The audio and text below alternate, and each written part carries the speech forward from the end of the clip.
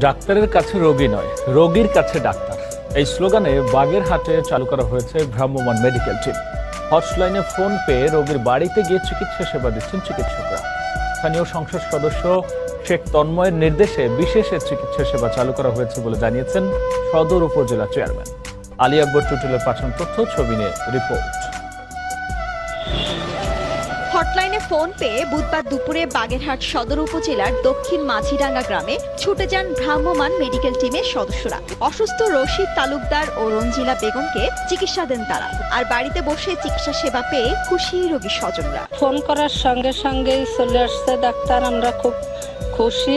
আমাদের খুব সুবিধা হচ্ছে, এরকম যেন থাকে। এরকম চিকিৎসা করলে তো খুব ভালো, প্রতি বাড়ি বাড়ি এসে চিকিৎসা করে। শুধু বাড়িতে গিয়ে নয়, হটলাইনে ফোনের মাধ্যমে প্রতিদিন শতাধিক রোগীকে চিকিৎসা সেবা দেওয়া হচ্ছে। একটা মেসেজ দেওয়া হচ্ছে এইভাবে যে যদি কোনো কারণে তার শ্বাসকষ্ট জনিত সমস্যাটা বেড়ে যায়, সে তৎক্ষণাৎ যেন হসপিটালে যোগাযোগ করে।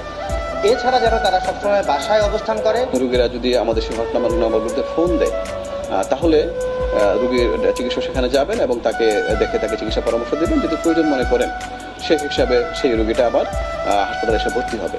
স্থানীয় সংসদ সদস্য শেখ তন্ময়ের নির্দেশে বিশেষ এই চিকিৎসা সেবা চালু করা হয়েছে বলে জানিয়েছেন সদর উপজেলা চেয়ারম্যান।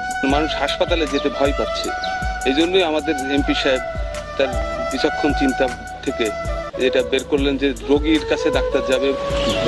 দুজন চিকিৎসক সহ 5 সদস্যের মেডিকেল টিম চিকিৎসা সেবা দিচ্ছেন। সময় সংবাদ, বাগেরহাট।